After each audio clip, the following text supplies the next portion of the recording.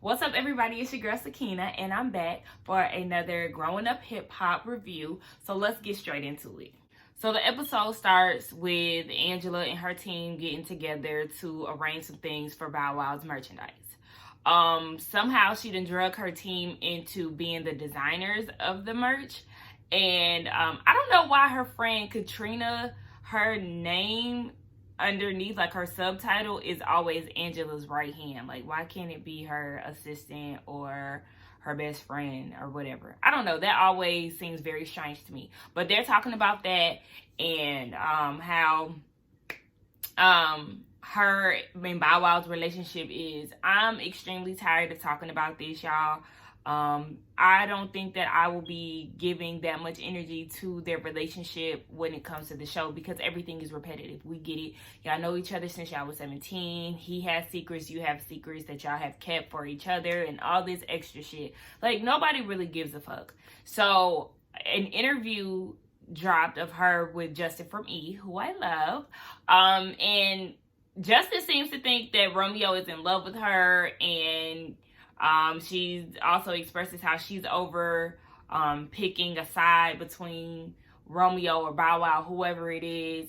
And it's like, you're over it, but at the same time, you like that shit. You love the attention that you get from Bow Wow. You love being around him because he feeds into your ego. So it's just like, all right, you say this, but I really feel like you like this shit, in all honesty. Her friends are Team Bow Wow. They really want to see them together. They ask her, is she going to be giving him a chance? She doesn't answer. So who knows? All I know is I don't give a damn anymore. So back in New York, Dame is released the same day. In the little commentary that Brie and Twist has, she said that he was only in there for like 5 hours. So he really wasn't even in there for no time. I told y'all he was going to be bailed out soon. So he got released. He was actually in a cell. He was talking to the media, saying that he'll be Jesus and, you know, crucify himself for his family. And it's like, you always blaming somebody for what you did. Your family has nothing to do with you not paying your child support. You are responsible for not paying your child support. So I'm not understanding why your children are always being brought up. You need to pay them, hell. And he was talking about how he feels like Boogie only remembers the times that he went to jail. He doesn't remember the times that he went to the park with him. And he's just like, what? And then the nigga had the nerves to say that Boogie does not take accountability for his actions. Stop the BS, please, Dame. You are a grown-ass man, and you're supposed to be fathering your children. You treat them like employees and like they're not adults. So it's just like, they don't have a dynamic with you because of how you act. He also mentions his son, Lucky. I don't know what he looks like, but I'm going to have to Google him. Apparently, he hasn't seen Lucky in 6 years, and he blames it on him not being able to be in New York. You can fly your son out to LA, you know that, right? Your son probably doesn't fuck with you for some reason.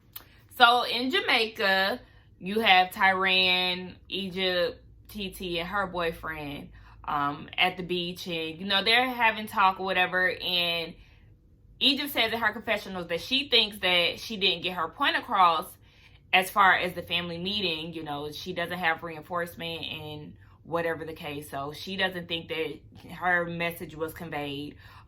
She wants to let the family know that Sam is here to stay. And it's just like, yeah, we already know that, honey. She's still upset with TT for not letting her know that she was pregnant. And TT's whole thing is like, I can't tell you that I was pregnant because I didn't want it to be out so soon. And had I told you, you would have told Sam. And she's like, but Sam is good at keeping secrets. It's like, see, that's your problem. You didn't even say, no, I wouldn't have. Like, you admitted to the fact that you would have ran and told him, and yeah, he's good at keeping secrets. You know that she does not like this man. So, intimate secret like this, she don't want to share with him. This nigga thinks that she's in love with him. Like, let's be real, Egypt. Come on here. Come. So Egypt really wants the apology from TT, and TT is like, No, ma'am. Anything in relations to Sam, I will not be giving you an apology for. I don't give a damn if I told your mama, your daddy, whoever, or tried to sabotage your engagement. Like, I'm not apologizing for that shit. I don't fuck with him. It is what it is. And it's like, well, at least she owning it. Shit, she don't give a damn about spoiling anything for her. She like, look, if you're looking for an apology, don't hold your breath. So Egypt goes into this whole thing with Sam and, you know, my husband, my future husband, my husband, he's going to be around, he's here to stay. And TT is like, okay, yeah, he's here to stay, and that's your problem, honey. That is your karma. I don't have anything to do with that. That's y'all's life over there. And Egypt was like, no, you're going to be in my life, and I'm going to be the godmom to that baby. And TT is like, girl, yeah, What Egypt fails to realize is you have shifted the whole relationship with your family. Nobody wants to be around you, honey, simply off of him and everything that he brings with him. The luxury of being an adult is not having to fuck with people that you don't want to fuck with, right? So TT is like, yeah, y'all gonna be over there and I'm gonna be over here. But Egypt think that she gonna force herself and her tag along on people. Like, no, that's not happening. So then we get another quick little scene with TT and her boyfriend. They're walking on the beach and talking about, you know, how the baby is expected. So she's like, yeah, I'm pregnant, but I'm not your wife.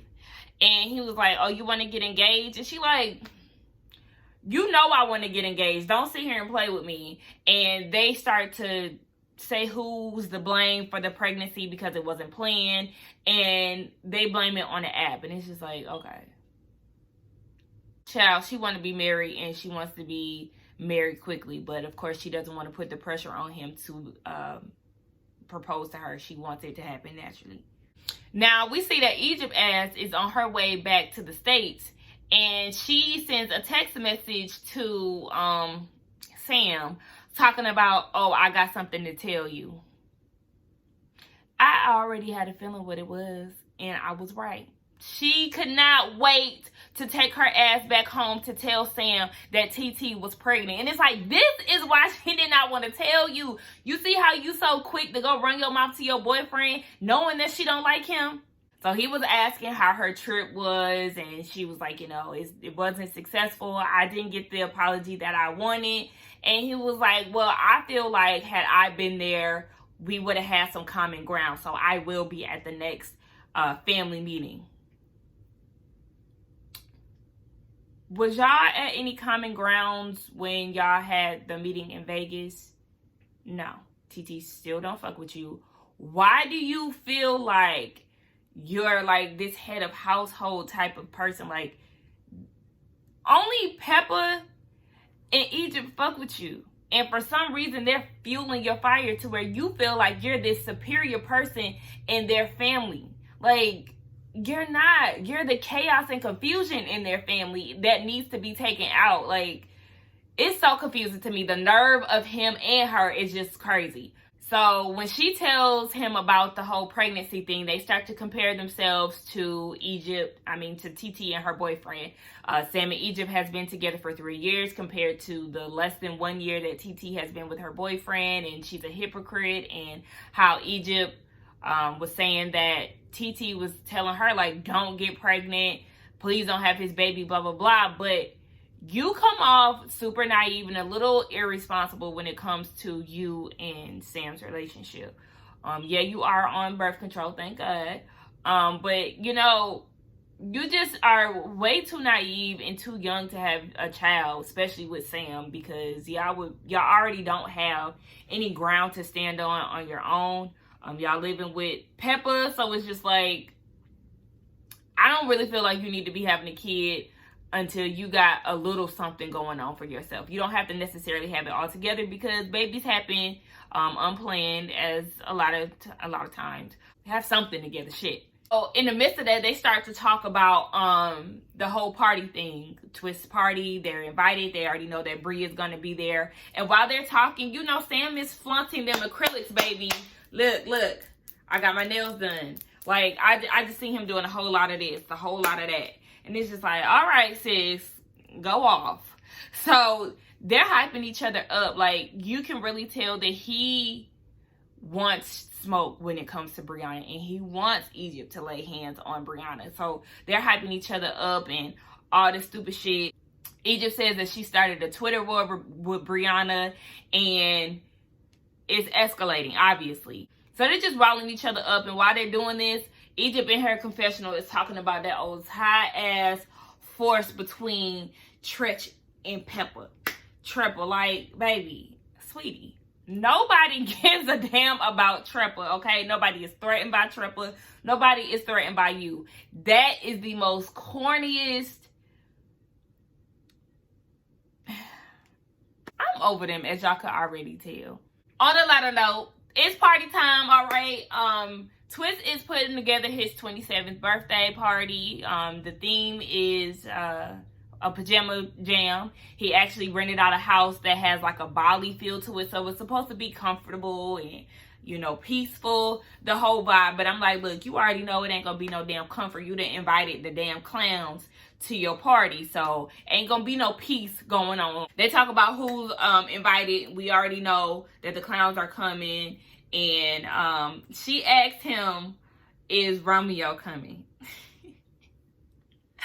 She asked if Romeo was coming, and this nigga Twist said, oh no, I didn't send him no invite because, you know, I was unsure if ICDC College had a class reunion. Like, that nigga is so funny to me. He is everything that the show needs, because had he not been in this show, I might not even watch it because it's just so draining. But he's funny as fuck to me. They showed some flashbacks of Master P and Romeo at the Breakfast Club and how they feel some type of way about him making jokes about ICDC College. And it's like, everybody makes jokes about it. It's really not that serious to where y'all feel like y'all should have some pressure. Like, it's just jokes, bruh. Everybody on social media, like, was talking about ICDC College. Soon as that shit hit my damn TV, I was cracking up. Called ICDC College. At the end, he was like,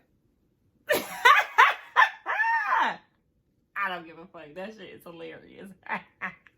Brie also says that she has this mystery date that she's gonna bring. Her bae from last season is no longer, so she don't even bring up his name anymore. I already knew. Spoiler alert. It's a damn girl. Her name is Lex. That's her wifey, and I can see her being a lesbian. So that shit is not surprising at all. So everybody is showing up. Twist is turning 27, and I had no idea that we was the same age. I always thought that he was like way younger. Well, not way younger, but I thought he was at least like maybe 24. He's 27. Like, damn, okay, same age. He wants 27 girls for his 27 years. But he really has his eye on somebody special, aka Ava. He wants a girl with a rich daddy. Boogie gets there first. They start talking about you know, the whole Dame situation and how he went to New York to see him. But Twist, he's more so worried about whether or not Ava is going to show up. So Bow Wow and Angela come together. They tried to tell JoJo that they showed up separately. Okay. But I just wanted to comment on Angela's outfit. She had on a black leather jacket draped over her shoulders, and she had like this high slit silk dress. And I'm like, girl, why did you wear this? This is not even that type of pajama party. Like, everybody is in robes and two-piece outfits. You come in here looking like you about to hit the streets afterwards. Like, I don't know. I follow her on Instagram. Like, I used to really like Angela. I follow her because she was, you know, a fitness girl, whatever, little inspiration and whatnot. And the way she comes off on this show is totally different from how she is on Instagram. And it's just like, if this is how you are in real life on the show, then I wouldn't want to be around her. She gives me a bougie bitch tea, and I don't really have time for people like that. At the table, that's when Bow and Angela were talking with JoJo and Tenise. So while they're talking, Twist rolls up like, what y'all doing over here? Y'all on a double date? You know, everybody talking together, and they like, nah. And as he mingling with them, child, he looked up, and he done seen an angel. Ava then came through with her friend. So this nigga falls out, right? He falls out on the floor in disbelief that she done showed up. And Boogie is like, you know, typically a guy like me would be upset if Twist was trying to talk to his little sister, but he trusts Ava to make the right move. If she does decide to choose Twist, then he better do right by her. And it's like, okay, that's fair, because really Twist seems like a very down-to-earth type of guy. I really love him, y'all, and I just keep singing his praises, but I really fuck with him. So he like, all right, let me get myself together. Let me pull myself up. Like, you know, I'm doing too much. I'm embarrassing myself. So he go and talk to his friend. His friend giving him this pep talk, like, you know, get your head in the game. Like, she here. Let's do it. Like, okay, get it. So, you know, he goes and talks to her, and, you know, they having small talk, and he calling her baby and all of this. And in Ava's confession, she's like, Twist always be trying to talk to me on Instagram. He slid in my DMs. He responds to my stories. He texts me. And she's like, nothing is new here. She's really not surprised. I personally don't think that she wants to talk to him. You know, it's just like a chase thing. She give me, I like white boy tease. She probably do. So Bree makes her rounds around the room and whatnot. And she goes to talk to, Angela. Angela was at the table, and she's like, you know, hi, how you doing? You look so pretty. Thank you so much for talking to me. And she was like, when? Oh, back then, yeah. Like, Angela's whole disposition was off. Yeah, Bree, don't kiss her ass. Don't talk to her. Be cordial, and that's it. She don't even want to be friends with you, truth be told. Sam and Egypt arrive, not in pajamas, in jogger sets. Hoodies, joggers, hair tied, TTG. When Egypt sits down at the same table that Bree and Angela are at, Angela instantly picks up on the bullshit, and she's like, all right, I'm about to head out. So Bree is trying to be nice. She's doing a lot of pleasantries. Hey, how you doing? You look cute. I love your makeup. All that. And Egypt is just like, yeah, whatever. And I'm thinking like, okay, this is Twist's party. Did you even speak to the goddamn birthday boy? You came straight to the table. That's how you know she was with the shits. And she had this disposition like, you know, what's up? Like, she was ready to go. And Bree is not giving off that energy at all. She's trying to be real sweet with Egypt, but Egypt is not on the same page. Bree calls her out on it like, you know, I see that you have, like, your stance is very aggressive. Like, what is that about? And Egypt was like, oh, no, it's not. Yes, it is. Yes, it is. And she called you out on it. You won't smoke with her. Let's not even try to play like you don't. Meanwhile, Sam is on the sidelines talking to Tanise and Easy's wife. And he's like, I'ma just watch. You know, I'm just gonna stay over here. Woo. Woo. You know, at the same time, he got this damn grin on his face. He literally hyped her up. And I'm really disappointed in Egypt for even letting him get her to that point to where she feels like she needs to fight Bree. Because really, none of that is really warranted. All she needs to do is not fuck with Bree and be done with it. So Egypt is in her confessions like, look, I already know everything that Bree has to tell me about Sam. I know that he used to sleep in his car. I'm mad that y'all think that I will allow somebody to use me as an opportunity. And it's like, but you are, sis. Like, remember in Jamaica, you called out everything that he's trying to do. So yeah, you know, you just want to be kept.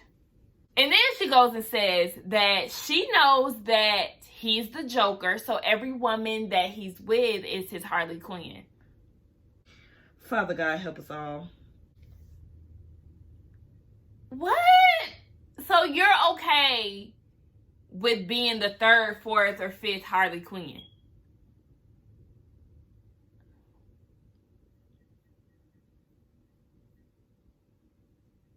Okay. You should be embarrassed. So at this point, Bree is like, I just don't want you to be blindsided. But if you want to live in La La Land, go ahead, do what you do. And it's like, thank you, Bree. That's what you should have been doing. You should have just been allowing her to live in La La Land and in the fucking blind, okay? Because this ain't your business. Stop trying to save her. Leave it alone.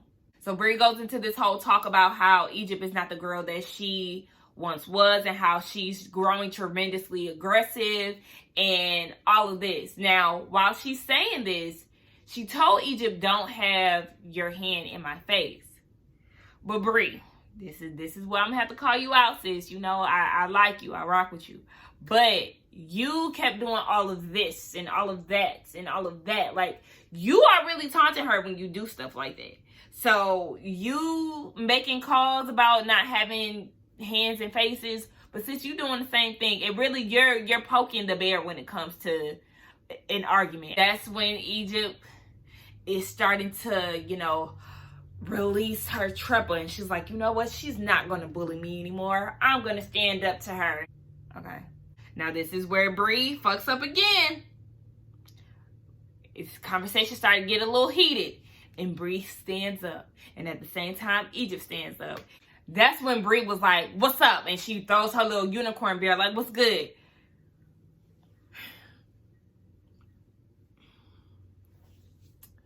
Brie, you egged it on, so you did. You egged it on. You was with the shits too, sis.